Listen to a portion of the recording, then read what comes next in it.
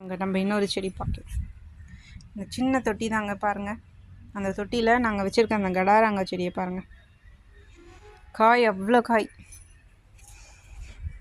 பாருங்கள்.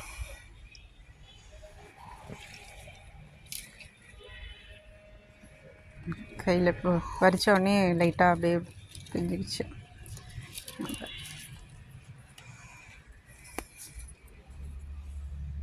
இதுவும் ஒரு கடாரங்காய், இதுவுமே கடாரங்காய் செடி தான். ஆக்சுவலாக நாங்கள் சாத்துக்குடி நினச்சி எடுத்துகிட்டு வந்து நட்டு வச்சது. இது வந்து ஒரு பெயிண்ட் டப்பாவில் தான் வச்சோம். அதில் பார்த்தீங்கன்னா காய் பாருங்கள், கடாரங்காய். இதுவுமே கடாரங்காய் தான், தெரியாமல் கொடுத்துட்டாங்க.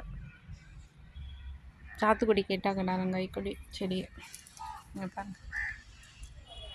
இன்னும் ஒரு 5 டேஸில் இதெல்லாம் அந்த அறுத்து நம்ம ஊறுகாய் போட்டுடலாம்.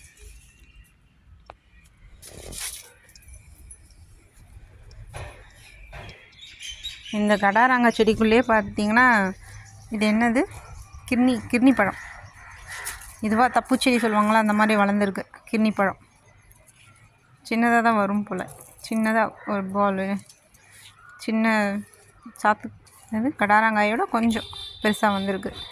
இப்போ கொஞ்சம் நல்லாவே கலர் சேஞ்ச் ஆகிருக்கு. முதல்ல க்ரீனாக ஃபுல்லாக க்ரீன் கலர் இருந்தது. இப்போ பார்த்திங்கன்னா அது மேலே ஒரு மாதிரி கலர் சேஞ்ச் ஆகிருக்கு.